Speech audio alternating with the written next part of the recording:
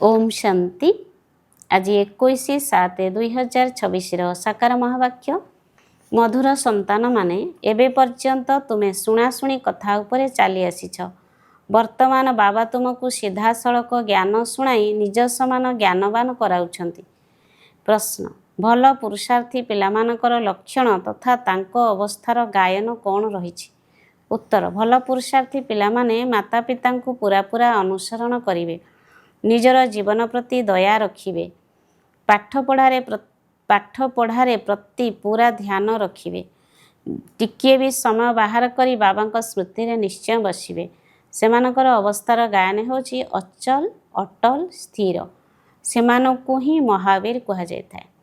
गीत भोलेनाथ से निराला और कोई नहीं। ओम शांति। भक्ति मार्ग रे दुनिया केवल गायन करुछि, तुमे माने बे जानुछ। भक्ति मार्ग रे आमे मध्य गाउथुलु। एबे से भोलानाथ सम्मुखरे अछंती। भोलानाथ अक्षर भक्ति मार्गर अटे। ज्ञान मार्गर अक्षर हला शिव बाबा। तुमे जानिछ जे अनादि पूर्व प्रस्तुति ड्रामार योजना अनुसार संगम जुगरे बाबांकु आसी आम द्वारा ई पुरुषार्थ कराइबाकु हेबो। बाबा कल्प कल्प पुरुषार्थ कराई आछंती। केते समय तुमे पिला माने भक्ति करिछ एई कथा मध्य सिद्ध करी बताउछंती। जो माने प्रथमे प्रथमे भक्ति आरंभ करथिले सेई माने ही आसी ज्ञान नेबे आउ पुणी सूर्यवंशी हेबे। सत्य जुगरे तो केवल जणे लक्ष्मीनारायण आसुनाहांती, तांकर वंशावली मध्य अछि ना। तांकु दैवी वर्ण कुहा जाउछि। भारतर दैवी वर्ण थिला, एबे आसुरी वर्ण होई जाइछि। एहा हला संगम। एबे आसुरी रु दैवी कुल को जीवाकु हेबो। वास्तव रे एहा सेई महाभारत लड़ई जहार गायन रहिछि। केवल शिवंक बदल रे श्रीकृष्णकर नाम लिखि देइछंती। एकमात्र गीता खंडन हेबा द्वारा सबु शास्त्र खंडन होई जाउछि। मूल कथा गीतार ही अटे। गीता पाठशाला अथवा गीता भवन केते अछि?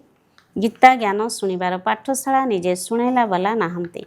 जे आसी करी जाइछंती तांकर पुणी गायन करा जायथाय। पिलामानकु बाबा प्रत्येक दिन बहुत स्नेहर सहित बुझाउछंती। पिलामाने जानिछंती बाबा स्नेहर सागर, समस्तको स्नेहर सहित शिखाउछंती। बाबा केबे क्रोध करी नथांती, सर्वदा स्नेहर सहित बुझाउछंती। पिलामाने तुमे सतप्रधान थिलो, पुणी पुनर्जन्म नै आसीछ।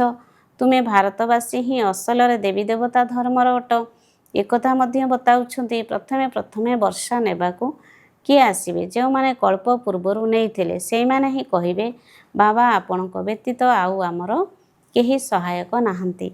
बाबा क्षमा मध्य सेतेबेले करिवे जेते संगम जुग हेबो। एकथा तो पिलामाने जानिछंती जे रावण राज्य व राम राज्य एइठारे ही हेउछि।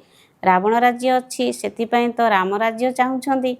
तुमे जेबे शिव बाबा कहुछ तेबे बुद्धि निराकारंको आड़कु ही जाउछि। निराकार ही मने पड़ुछंती, आत्मा ही बाबांकु डाकुछि।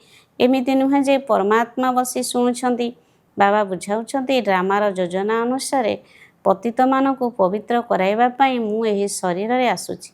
एपरि नुहे जे तुमर डाक शुणी आसुछि। भक्ति जेबे पूरा हेउछि तेबे मते आसीबाकु ही पड़ुछि। एहा बुझिबार कथा अटे। सेही समय आसीबारु पिलामाने डाकिबारे लागुछंती। एकथा तो केउठारे लेखा जाय नाही जे केबे आसीबे। सेमाने कल्पर आयुष भूल करी लेखि देइछंती। एही चित्र घरे घरे रहिबा उचित, जहाकु प्रत्येह देखिबो एवं स्मृति रे आसीबो जे इए बाबा इए दादा एहा वर्षा अटे। बाबा कहउचंती पिलामाने सतप्रधान हेबा पई मते मने पकाओ, तेबे खाद बाहारी जीवो। एही जुक्ति बाबा ही बुझाउछंती। एही ब्रह्मा बाबा मध्य कहउछंती मु भी पुरुषार्थ करुछि। पिलामानकु परस्पर को सावधान करी उन्नति प्राप्त करिबाकु हेबो। एही चित्र द्वारा बुझाइबा बहुत भल। शिव बाबा ब्रह्माक द्वारा स्थापना करुछंती। सम्मुखरे महाभारत लड़ई रहिछि। एते सबु धर्मर विनाश हेबो, सेथिपई लड़ई निश्चित निश्चय हेबो। एही कथा पिलामाने भूली जिबा अनुचित। वास्तव रे एबे कलिजुगर घोर अंधकारर समय। केते ढेर मनुष्य अछंती, तेणु विनाश निश्चय हेबो। सत्य जुगरे एक धर्म हेबो निश्चय। सेइमाने ही 84 जन्मर चक्र लगाइछंती। एहा तो सहज अटे। बाकी एते सबु धर्मर निश्चय विनाश हेबो, पुणी एक धर्मर स्थापना निश्चय हेबो। समस्तंकर सद्गति दाता बाबा अटंती। बाबांको ठारू ही पिलामानंको वर्षा मिलुछि। ପିଲାମାନେ ଜାଣିଛନ୍ତି ଆମେ ଯେଉଁ ପାଠ ପଢ଼ୁଛୁ ତାହା ଭବିଷ୍ୟତ 21 ଜନ୍ମ ପାଇଁ। ଭଗବାନ ଉବାଚ ମୁଁ ତୁମକୁ ପାଠ ପଢ଼ାଇ 21 ଜନ୍ମ ପାଇଁ ସ୍ୱର୍ଗର ମାଲିକ କରାଉଛି। ସୂର୍ଯ୍ୟବଂଶୀ ଚନ୍ଦ୍ରବଂଶୀ କୁଳର ସ୍ଥାପନା ହେଉଛି। ଯିଏ ଯେତେ ପୁରୁଷାର୍ଥ କରିବ ସେତେ ଉଚ୍ଚ ପଦ ପାଇବ। ତେଣୁ ଶିବ ବାବା କହୁଛନ୍ତି ଏହି ପିତା ମାତାଙ୍କୁ ଅନୁସରଣ କର। ଏହାକୁ ସୂକ୍ଷ୍ମବତନ ବୈକୁଣ୍ଠରେ ମଧ୍ୟ ଦେଖୁଛ, ନିଜକୁ ମଧ୍ୟ ଦେଖୁଛ ଯେ ଆମେ ମଧ୍ୟ ମହାରାଜା ମହାରାଣୀ ହେଉଛୁ। ତୁମକୁ ବୈକୁଣ୍ଠର ମଧ୍ୟ ସାକ୍ଷାତକାର ହେଉଛି, ମାନୁଛନ୍ତି ମଧ୍ୟ। ବାସ୍ତବରେ ଭାରତ ବୈକୁଣ୍ଠ ଥିଲା, ଶ୍ରୀକୃଷ୍ଣପୁରୀ ଥିଲା, ଆଜି କଂସପୁରୀ ହୋଇଯାଇଛି, କାଲି କୃଷ୍ଣପୁରୀ ହେବ, ରାତି ବଦଳି ଦିନ ହେବ। ଏହା ହେଉଛି ଅଧାକଳ୍ପ ବେହଦର ଦିନ ଏବଂ ଅଧାକଳ୍ପ ବେହଦର ରାତି। ଅନ୍ଧକାରରେ ହିଁ ଝୁଣ୍ଟିଥାନ୍ତି ବ୍ରହ୍ମାଙ୍କର ରାତି ଅର୍ଥାତ୍ ବ୍ରାହ୍ମଣମାନଙ୍କର ରାତି। ପୁଣି ତୁମେ ବ୍ରାହ୍ମଣରୁ ଦେବତା ହେଉଛ। ସତ୍ୟ ଯୁଗରେ ବ୍ରାହ୍ମଣ ରହିବେ ନାହିଁ, ଦେବତାମାନେ ହିଁ ରହିବେ। ଏକଥା ମଧ୍ୟ ପିଲାମାନେ ଜାଣିଛନ୍ତି। ଭାରତ ପବିତ୍ର ରାଜସ୍ଥାନ ଥିଲା, ପୁଣି ଅପବିତ୍ର ରାଜସ୍ଥାନ ହୋଇଯାଇଛି। ଭାରତ ସର୍ବଦା ରାଜସ୍ଥାନ ହୋଇ ରହିଛି। ଏଠାରେ ରାଜତ୍ୱ ଚାଲି ଆସୁଛି। ଅନ୍ୟ ଧର୍ମାବଲମ୍ବୀମାନଙ୍କର ଆରମ୍ଭରୁ ରାଜତ୍ୱ ଚାଲୁନାହିଁ। ଭଗବାନ ହିଁ ରାଜତ୍ୱ ସ୍ଥାପନ କରୁଛନ୍ତି। ଭଗବାନ ହିଁ ଆସି ରାଜଯୋଗ ଶିଖାଉଛନ୍ତି। ସେ ହେଲେ ନିରାକାର ଜ୍ଞାନର ସାଗର, ସୁଖର ସାଗର। ତୁମେ ଜାଣିଛ ବାବାଙ୍କର ଆମକୁ ବର୍ଷା ମିଳୁଛି। ନିଶ୍ଚିତ ଆମର ପୁରୁଷାର୍ଥରେ ବିଳମ୍ବ ହେଉଛି। ଯିଏ ଯେତେ ପୁରୁଷାର୍ଥ କରିପାରିବେ, ଅନ୍ୟମାନଙ୍କୁ ରାସ୍ତା ବତାଇ ପାରିବେ। ବାବା କହୁଛନ୍ତି ମୋତେ ମନେ ପକାଅ, ତେବେ ତୁମେ ପତିତରୁ ପାବନ ହୋଇ ନୂଆ ଦୁନିଆର ମାଲିକ ହୋଇଯିବ। ଏହା କେତେ ସହଜ ଅଟେ। ଲୌକିକ ମାତାପିତା ଯଦି ଜ୍ଞାନରେ ଅଛନ୍ତି, ତେବେ ପିଲାମାନଙ୍କୁ ମଧ୍ୟ ନିଜ ସମାନ କରିବାକୁ ପଡ଼ିବ। ମାତାପିତା ସଚ୍ଚା ରୋଜଗାର କରୁଛନ୍ତି ତ ପିଲାମାନଙ୍କୁ ମଧ୍ୟ ସଚ୍ଚା ରୋଜଗାର କରାଇବା ଦରକାର। କେହି କେହି ସନ୍ତାନ ବହୁତ ଭଲ ହୋଇଥାନ୍ତି, କହୁଛନ୍ତି ଆମେ ରୁହାନୀ ପାଠ ପଢ଼ି ଘରେ ଘରେ ଏହି ସନ୍ଦେଶ ଦେଇ ଚାଲିବୁ। ବାବା ମଧ୍ୟ କହୁଛନ୍ତି ଯେ ମୁଁ ପେଗମ୍ବର ଏବଂ ମେସେଞ୍ଜର ଅଟେ। ତୁମକୁ ସନ୍ଦେଶ ଦେଉଛି ଯେ ଘରକୁ ଚାଲ। ଅନ୍ୟ ଧର୍ମସ୍ଥାପକ ତ କେବଳ ଆସି ନିଜ ନିଜର ଧର୍ମ ସ୍ଥାପନ କରୁଛନ୍ତି। ମୁଁ ସମସ୍ତଙ୍କୁ ସନ୍ଦେଶ ଦେଉଛି ଯେ ଏବେ ଘରକୁ ଫେରିବାକୁ ହେବ। ଏହି ଦୁନିଆ ଏବେ ରହିବା ଯୋଗ୍ୟ ନୁହେଁ। ମୋତେ ମନେ ପକାଇଲେ ତ ତୁମେ ପବିତ୍ର ହୋଇଯିବ। ତୁମେ ପବିତ୍ର ଥିଲ, ପୁଣି ରାବଣ ତୁମକୁ ପତିତ କରିଦେଉଛି। ମୁଁ ପୁଣି ଥରେ ପବିତ୍ର କରାଇବାକୁ ଆସିଛି। ଅଳ୍ପ ସମୟ ପରେ ବମ୍ ଆଦି ପଡ଼ିଲେ ଯାଇ ବୁଝିବେ ଯେ ଏହା ସେହି ମହାଭାରତ ଲଢ଼େଇ। ତେବେ ନିଶ୍ଚିତ ଭଗବାନ ବି ଥିବେ, କିନ୍ତୁ ସେମାନେ ଭାବୁଛନ୍ତି ଗୀତାର ଭଗବାନ ଶ୍ରୀକୃଷ୍ଣ ଅଟନ୍ତି। କେତେ ଦ୍ୱନ୍ଦ୍ୱରେ ପଡ଼ୁଛନ୍ତି। ଯଦି ଦ୍ୱନ୍ଦ୍ୱରେ ନଥାନ୍ତେ ତେବେ ଭଗବାନଙ୍କର ଆସିବାର କ'ଣ ଦରକାର ଥିଲା। ଭକ୍ତି ମାର୍ଗକୁ ଭୁଲ ଭୁଲାଇବାର ବା ଗୋରଖଧନ୍ଦା ଖେଳ କୁହାଯାଇଥାଏ। ଏବେ ବାବା କହୁଛନ୍ତି ମୋତେ ମନେ ପକାଇବା ଦ୍ୱାରା ତୁମର ସବୁ ଭୁଲ ସମାପ୍ତ ହୋଇଯିବ। ତୁମେ ଆଗରୁ ନିଜକୁ ଦେହ ବୋଲି ଭାବୁଥିଲ, ଏବେ ନିଜକୁ ଦେହୀ ବା ଆତ୍ମା ବୋଲି ଭାବୁଛ। ଏହି ସାବଧାନୀ ବାବା ହିଁ ଦେଉଛନ୍ତି ଯେ ପିଲାମାନେ ଦେହୀ ଅଭିମାନୀ ହୁଅ। ଏଠାରେ ତୁମେ ବାବାଙ୍କ ସମ୍ମୁଖରେ ବସିଛ, ସେଠାରେ ସେଣ୍ଟରମାନଙ୍କରେ କନ୍ୟାମାନେ ବସି ବୁଝାଇବେ ଯେ ଶିବ ବାବା ଏହିପରି କହୁଛନ୍ତି। ଏଠାରେ ତ ସିଧାସଳଖ ବାବା କହୁଛନ୍ତି ମୁଁ ଆତ୍ମାମାନଙ୍କ ସହିତ ବସି କଥା ହେଉଛି। ତୁମେମାନେ ଜାଣିଛ ବାବା ଏହାଙ୍କ ଦ୍ୱାରା ଆମକୁ ବୁଝାଉଛନ୍ତି। ଏହା ବହୁତ କଲ୍ୟାଣକାରୀ ମେଳା। ବାବା କହୁଛନ୍ତି ନିରନ୍ତର ମୋତେ ମନେ ପକାଅ। ବାବାଙ୍କ ଠାରୁ ଆମକୁ ସ୍ୱର୍ଗର ବର୍ଷା ନେବାକୁ ହେବ। ବାବା ଏବଂ ସ୍ୱର୍ଗକୁ ମନେ ପକାଇବାକୁ ହେବ।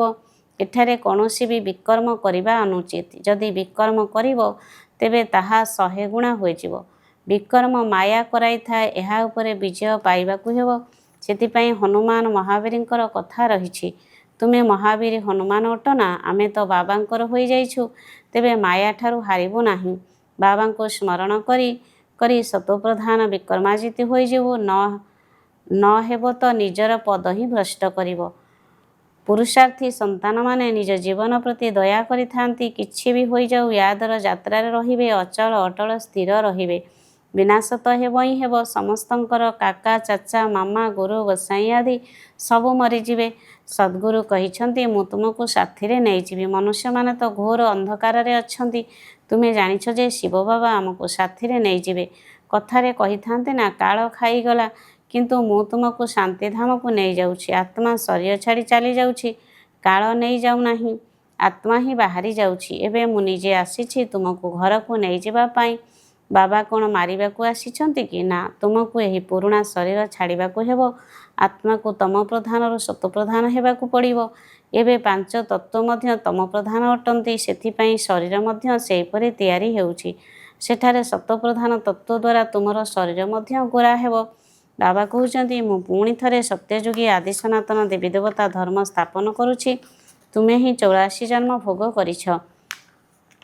ତୁମେ ନିଜର ଧର୍ମକୁ ଭୁଲି ଯାଇଛ, ଅନ୍ୟ କେହି ନିଜର ଧର୍ମକୁ ଭୁଲି ନାହାନ୍ତି। ତୁମେ ଏବେ ଜାଣୁଛ ଆମେ ଅସଲରେ ଦେବୀ ଦେବତା ଧର୍ମର ଥିଲୁ। ଏତେ ଉଚ୍ଚରୁ ପୁଣି ନୀଚ କିପରି ହୋଇଗଲୁ? ବାବା ଆସି କଳ୍ପକଳ୍ପ ତୁମକୁ ହିଁ ବୁଝାଉଛନ୍ତି। ତୁମେ ପୁଣି ଅନ୍ୟମାନଙ୍କୁ ବୁଝାଇବ। ଏବେ 84 ଜନ୍ମର ଚକ୍ର ପୁଣି ହେଉଛି। ଏବେ 84 ଜନ୍ମର ଚକ୍ର ପୂର୍ଣ୍ଣ ହେଉଛି। ବିନାଶ ସମ୍ମୁଖରେ ରହିଛି। ସ୍ୱର୍ଗର ମାଲିକ ହେବା ପାଇଁ ନିଜକୁ ଯୋଗ୍ୟ କରାଇବାକୁ ହେବ।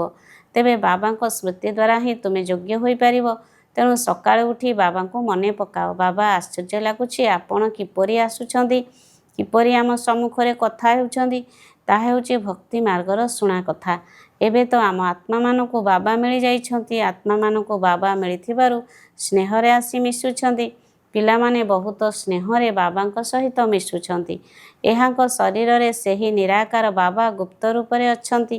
ସେଥିପାଇଁ ବାବା ସର୍ବଦା କହୁଛନ୍ତି ଏହାଙ୍କ ସହିତ ମିଶୁଛ ତ ଶିବ ବାବାଙ୍କୁ ୟାଦ କରି ମିଶ।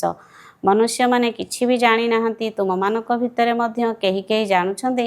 ସେମାନେ ମୋର ହୋଇ ପୁଣି ଭୁଲି ଯାଉଛନ୍ତି। ଦେହ ଅଭିମାନରେ ଆସିଯାଉଛନ୍ତି। ପ୍ରତିଜ୍ଞା ମଧ୍ୟ କରୁଛନ୍ତି ବାବା ମୁଁ ଆପଣଙ୍କର ହୋଇସାରିଛି। ପୁରୁଷ ଅଥବା ସ୍ତ୍ରୀ ଉଭୟଙ୍କର ଆତ୍ମା ଏହି କଥା କହୁଛି। ଶରୀରରେ ଥିବା ସମୟରେ ପୁରୁଷ ଆତ୍ମା କହୁଛି ମୁଁ ଆପଣଙ୍କର ହୋଇସାରିଛି। ନାରୀର ଆତ୍ମା ବି କହିବ ମୁଁ ଆପଣଙ୍କର ହୋଇସାରିଛି। ବାବା ଆମେ ଆପଣଙ୍କ ଠାରୁ ପୁରା ବର୍ଷ ବା ସମ୍ପତ୍ତି ନେବୁ। ପୁରା ୟାଦ କରିବୁ। ୟାଦ କରିବା ବିନା ପାପ କଟିବ ନାହିଁ। ତମ ପ୍ରଧାନରୁ ସତପ୍ରଧାନ ହୋଇପାରିବ ନାହିଁ। ସତ୍ୟ ଯୁଗରେ ତୁମକୁ ଅଖଣ୍ଡ ଅଟଳ ସୁଖ ଶାନ୍ତି ସମ୍ପତ୍ତିର 21 ଜନ୍ମର ରାଜ୍ୟ ମିଳୁଛି। ସ୍ୱର୍ଗର ରଚୟିତା ବାବା ନିଶ୍ଚିତ ନିଜର ବର୍ଷା ଦେବେ। ଗାୟନ ମଧ୍ୟ କରୁଛନ୍ତି। ଚିନ୍ତା ଥିଲା ପାର ବ୍ରହ୍ମରେ ରହିଲା ବାଲା ପରମପିତା ପରମାତ୍ମାଙ୍କର ସେ ତ ଥରେ ମାତ୍ର ଆସୁଛନ୍ତି। ଏହା ବି ବୁଝିବାର କଥା ଅଟେ ନା। କେହି ତ ଏକଥା ବୁଝୁନାହାନ୍ତି। ଆଗକୁ ଗଲେ ସେମାନଙ୍କର ଆଖି ଖୋଲିଯିବ। ଟିକିଏ ବଡ଼ ଲଢ଼େଇ ଲାଗୁ। ବାସ୍ତବରେ ଏହି ଯଜ୍ଞ ରଚନା କରାଯାଇଛି। ଲଢ଼େଇ ମଧ୍ୟ ହେବ। ଏହି ଯଜ୍ଞ ବିଷୟରେ କେହି ଜାଣିନାହାନ୍ତି। ରୁଦ୍ର ଜ୍ଞାନ ଯଜ୍ଞ ରଚନା କରାଯାଇଥିଲା ବିନାଶ ହେବା ପାଇଁ। ଦୁନିଆରେ ପୁଣି ଯଜ୍ଞ ରଚନା କରୁଛନ୍ତି ବିନାଶ ନ ହେଉ, ଚାରିଆଡ଼େ ଶାନ୍ତି ହୋଇଯାଉ। ଏହି ଯଜ୍ଞ ପୁଣି ମଧ୍ୟ ରଚନା କରିବେ।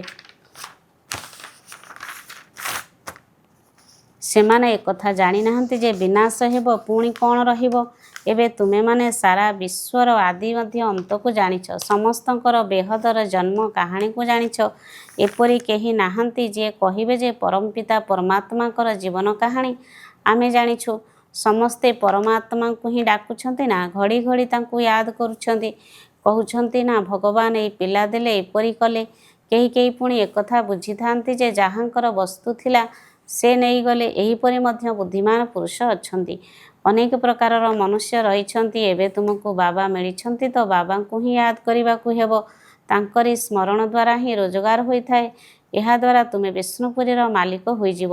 ତୁମେ ସତ୍ୟଯୁଗରୁ ଆରମ୍ଭ କରି କଳିଯୁଗ ଶେଷ ପର୍ଯ୍ୟନ୍ତ ସାରା ଚକ୍ରକୁ ଜାଣିଛ। ତୁମ ବୁଦ୍ଧିରେ ଠିକ୍ ସେହିଭଳି କଥା ଅଛି ଯେପରି ବାବାଙ୍କ ବୁଦ୍ଧିରେ ରହିଛି। ସେଥିପାଇଁ ତାଙ୍କୁ ଜ୍ଞାନର ସାଗର ନଲେଜଫୁଲ୍ କୁହାଯାଉଛି। ଏବେ ତୁମେ ବାବାଙ୍କ ଠାରୁ ବର୍ଷା ନେଉଛ। ତୁମମାନଙ୍କୁ ଅଚଳ ସ୍ଥିର ରହିବା ଦରକାର। ଏପରି ନୁହେଁ ଯେ ମାୟା ଘଡ଼ି ଘଡ଼ି ଆସି ହଲଚଲ କରିବ। ତୁମେ ଲାଜକୁଳି ଲତା ପରି ହେବା ଉଚିତ ନୁହେଁ। ବାବାଙ୍କୁ ୟାଦ ନ କରିବା ଦ୍ୱାରା ଝାଉଁଳି ପଡ଼ୁଛନ୍ତି। ବାବାଙ୍କୁ ମନେ ପକାଇବାର ପୁରୁଷାର୍ଥ ତୁମେ କରୁଛ। ସମୟ ପାଖେଇ ଆସିବ ପୁଣି ତୁମେ ଦେଖିବ ଯେ ଆମର ପୁରୁଷାର୍ଥ ଏବେ ପୁରା ହେଲା। ଶେଷ ସମୟ ଆସିଗଲା। ଆଚ୍ଛା ମିଠା ମିଠା ଶିଖିଲେ ସନ୍ତାନମାନଙ୍କ ପ୍ରତି ମାତୃପିତା ବାପଦାଦାଙ୍କର ମଧୁର ସ୍ନେହଭରା ସ୍ମୃତି ଏବଂ ସୁପ୍ରଭାତ। ଆତ୍ମିକ ପିତାଙ୍କର ଆତ୍ମିକ ସନ୍ତାନମାନଙ୍କୁ ନମସ୍ତେ। ଆତ୍ମିକ ସନ୍ତାନମାନଙ୍କର ଆତ୍ମିକ ମାତୃପିତାଙ୍କୁ ନମସ୍ତେ ନମସ୍ତେ ନମସ୍ତେ। ମୁଖ୍ୟ ସାରାଂଶ 1 ନମ୍ବର ରୁହାନୀ ବା ଆତ୍ମିକ ପାଠ ପଢ଼ି ସଚ୍ଚା ରୋଜଗାର କରିବା ସହିତ କରାଇବାକୁ ହେବ। ଘରକୁ ଯିବାର ସନ୍ଦେଶ ସମସ୍ତଙ୍କୁ ଦେବାକୁ ହେବ। ଏବେ କୌଣସି ବି ବିକର୍ମ କରିବାର ନାହିଁ। 2 ନମ୍ବର ସକାଳୁ ବା ଅମୃତ ବେଳାରୁ ଉଠି ସ୍ନେହର ସହିତ ବାବାଙ୍କୁ ସ୍ମରଣ କରିବାକୁ ହେବ। ଛୋଟ ମୋଟ କଥାରେ ଲାଜକୁଳି ଲତା ଭଳି ହେବା ଅନୁଚିତ। ନିଜର ଅବସ୍ଥାକୁ ଅଚଳ ଅଡଳ କରାଇବାକୁ ହେବ।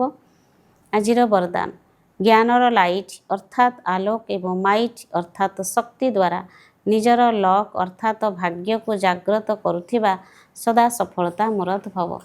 ज्ञानर लाइट अर्थात आलोक एवं माइट अर्थात शक्ति द्वारा निजर लक अर्थात भाग्य को जाग्रत करुथिबा सदा सफलता मूरत भव। जो पिला माने ज्ञानर लाइट एवं माइट द्वारा आदि मध्य अंत को जानी पुरुषार्थ करथांती सेमानकु सफलता निश्चित मिलता है। सफलता प्राप्त हेबा मध्य भाग्यर चिन्ह अटे।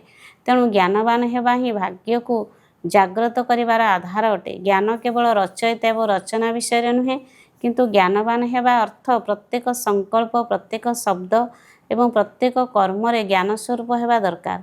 तेबे जाई सफलता मूरत होई परिबो। जदि पुरुषार्थ ठीक भाव में करुथिले मध्य सफलता देखा जाऊ नाही, तेबे बुझी नेबा दरकार जे यह असफलता नुहे, परिपक्वतार आधार अटे। स्लोगान जदि देह ठारू नियारा होई कर्मेन्द्रिय मानक द्वारा कर्म कराइबो, तेबे कर्मातीत स्थितिर अनुभव सहजरे करिपारिबो। अव्यक्त इशारा ज्वाला स्वरूप स्थिति रही शक्तिशाली जोगर अनुभव कर। जेतेबेले जोग करिबा पई बसुछ सेतेबेले समाहित करिवार शक्ति को गोटे सेकेंड भितर कार्यकारी कर। सेवार संकल्प मध्य समाहित हो जाऊ, प्रकट न हो, एतिकी शक्ति रहिबा दरकार। जहाँकि स्टॉप कहिबा मात्र के स्टॉप हो जाउथिबो, पूरा ब्रेक लागी जाउथिबो, ढिला ब्रेक नुहे। जदि गोटे सेकेंड परिवर्ते अधिक समय लागी जाउछि, तेबे समाहित करिवार शक्ति दुर्बल अछि बोली कहाजिबो। अच्छा, ओम शांति।